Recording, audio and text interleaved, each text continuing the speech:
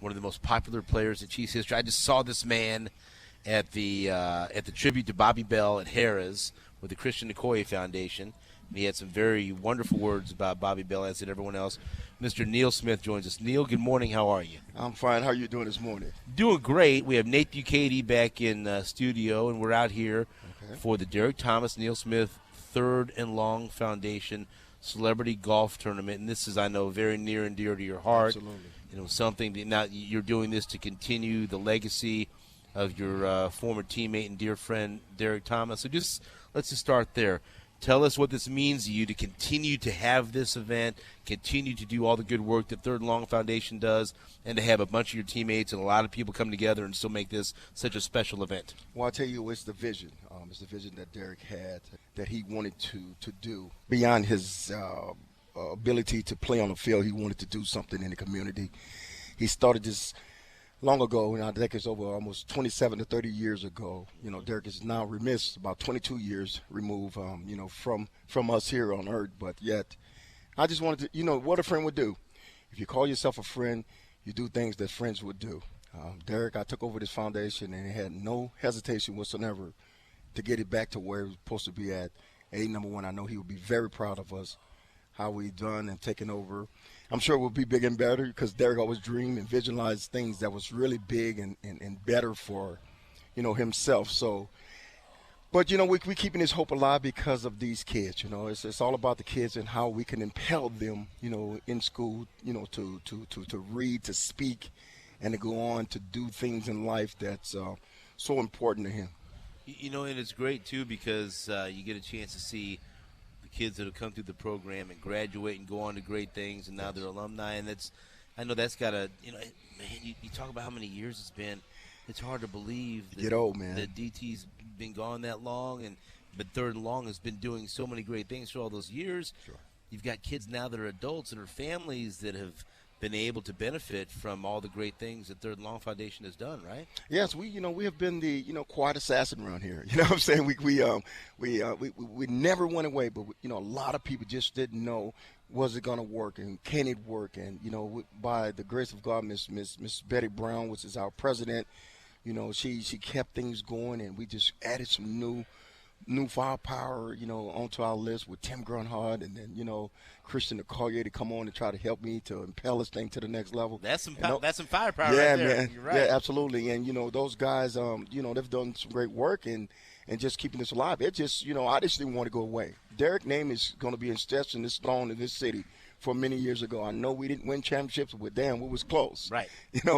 And it's good to see that, that the Chiefs are now back and winning championships and back in contention to, to get back every year. They feel like they can get there and get it done. Nate Bukaty, you're on with Chiefs Hall of Famer Neil Smith. Do you have any questions, Nate Bukaty? Hey, good morning, Neil. How are you, man? I'm good. How are you doing, brother? Hey, I'm doing great. And I was telling Steven this. I brought you up last week when we were talking about this Chiefs draft class because they drafted 10 new players, and it's a class that's got me really, really excited. And I was telling Steven that the draft pick of Neil Smith back in the day, 1988, was one of the most exciting draft picks to me that the Chiefs ever had. And I'm curious, like, going back to that, your memories of that, and then are you excited about this draft class that the Chiefs have coming in like the rest of us are? Absolutely.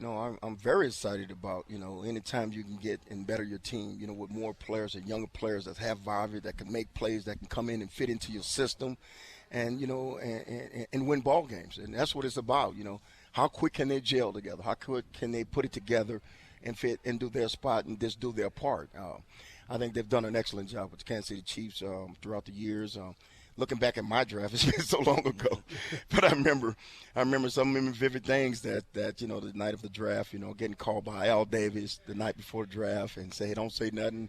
I'm going to pick you first, number one in our draft this year." And they had the number 4 pick, and Kansas City had the number 3 pick, and the number 1 pick was Atlanta, and then came Detroit. So a lot of things happened in between then. I don't know if Al thought he can get that spot of head the Chiefs and try to trade with Detroit, but I think the Chiefs went on and moved up and got me and picked me number 2 overall. So it's a great spot. And, it's a lot of pressure behind that. One thing I did when I came into the league, and I can tell some of these young guys, is that, do what you do best. And that's staying active and keep taking care of yourself and actually playing, to your best ability, because, there's going to be a lot of scrutiny out there. You got to keep your head clean. You got to stay focused. You got to stay more empowered in yourself, and then when it's your turn to turn it up, you got to turn it up. And that's how those things happen when you're out there and you want to make things happen on the field. You got to do it both on the field and off the field. I see one of the biggest things the Chiefs needed in this draft was an edge rusher. Yeah. Someone to get to the quarterback. Yeah, they could use a Neil Smith. That's exactly what this team needs. They've got Frank Clark. They're hoping to bring back Melvin Ingram. They draft this kid, George Karlaftis. Yes. And so, to be a pass rusher in this league, a league that's designed to help the offense and protect the quarterback, for a kid to come in and make an impact, what's important there, because that could change the game like you and DT did, getting to the quarterback. And with this offense and this quarterback, they can put more pressure on the opposing quarterback. They can get another ring. My best advice to him is to get in there and study. Learn every day. Put it in your story bank. And then when it's time for you to put it on, you got to turn it on and let it go. As a defensive end, I don't know, it takes a couple of years, to get acclimated, as a starter, because, I played every down. These guys now use in different ways where they don't play every down. They come off the field and on the field, and they kind of do a rotation type of thing to stay fresh at the end.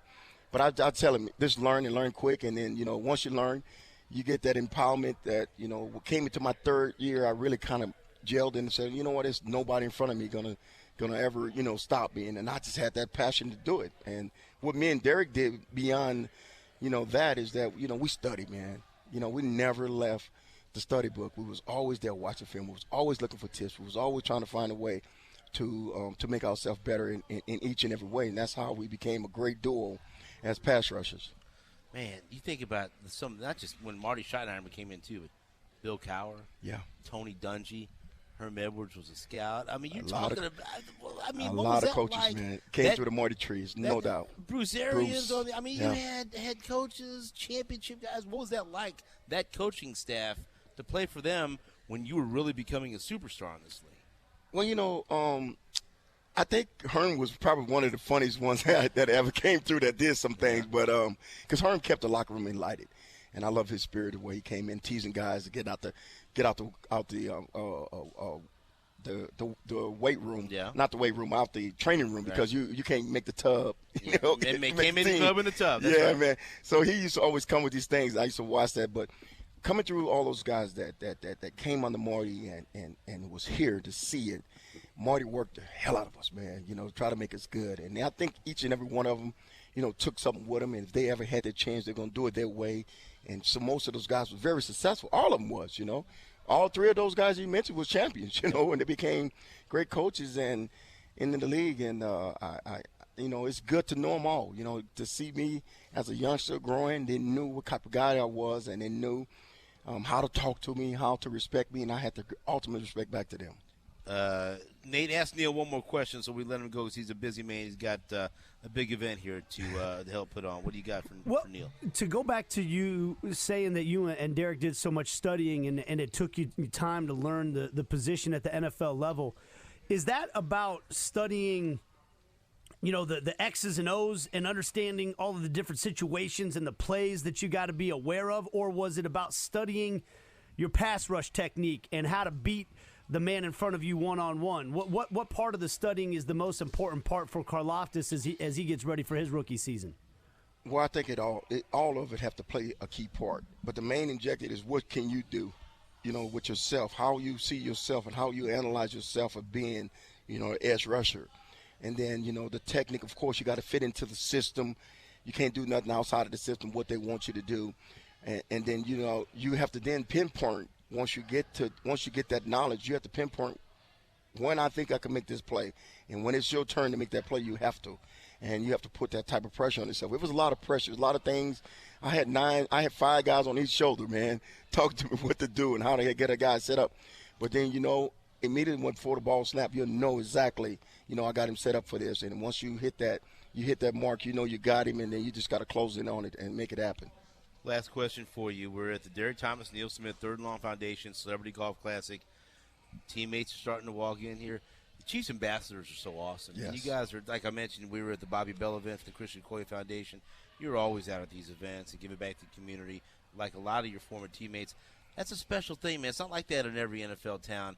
A lot of you guys have stayed here. If they leave, they come back. But there's so much involvement with the ambassadors in the community, the franchise, and events like this. It's got to be great to see these former teammates of yours still want to give back and be a part of the Third and Long Foundation as well, right? It is, man. It's awesome that, the ambassadors program from where it came from, with the late Walter White, how those guys got together and put this thing together. And, I cannot be remiss to say that what I said at Christian's deal, that Lamar Hunt is the biggest reason why. There are so many players that play for this organization that stayed here in this city for a reason, because this is where they thought they can make a move at. This is where they thought that they can bring a family together. And, this is why you see a lot of guys that's still here. Some of them haven't played as long as I played here. They're still here, live here, and while they're living here, they're still active in the community because it's important. This is what he wanted to put his legacy down for one simple reason. I want my players to say, this is home. And anytime you want to come home or stay home, you're welcome to it. And my hat's off to him, for what he put on. And now that, Clark has taken over and bringing it to another whole level, with the Chiefs, I feel very, very good this happened to come through this way and be a high-profile player, to do it on the field and now continues to do it off the field because, I'm about the people, man. Just like you go on there, you want to give your voice back, for everything you do and how you do it, it's your style. Most respect for it, and I just said thank you for having me today, and I really appreciate you. Hey, and I really, as a lifelong Chiefs fan, it's awesome to see you continuing the legacy of Derrick Thomas because I know he meant the world to you, and to keep his name going with the Third and Long Foundation, it's awesome, man. Thank you, brother. I appreciate you. That's Neil Smith. It's always good talking to Neil Smith. I can tell you that right now. Neil Smith is a man, and it looks like right now he looks like he's good for about 10.5 sacks right now if he needed to. Yeah, he just said 15, so he said, "Give me." Where's the contract at?